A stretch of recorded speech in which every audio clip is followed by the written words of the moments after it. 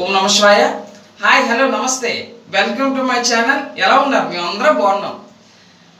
ఈరోజు టాపిక్ ఏమిటంటే BMB. BMB అంటే ఏమిటి? ఇది ఎవరి కోసం స్థాపించారు, ఎవరు స్థాపించారు? ఈ విషయాలన్నీ ఈ వీడియోలో తెలుసుకుందాం. మరి ఇక వీడియోకి వెళ్ళిపోదాం. మరి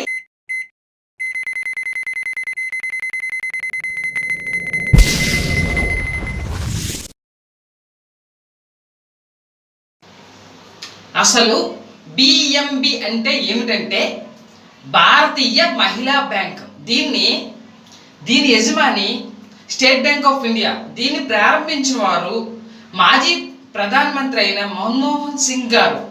దీన్ని నవంబర్ 19, 2013లో ప్రారంభించారు.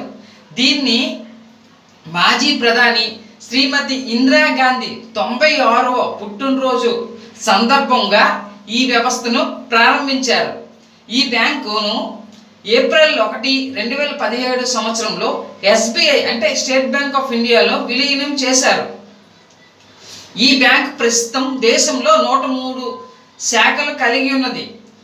ఇక ఈ బ్యాంకు 103 శాఖల్లో సుమారు 1600 కోట్ల రూపాయల వ్యాపారం చేస్తుంది.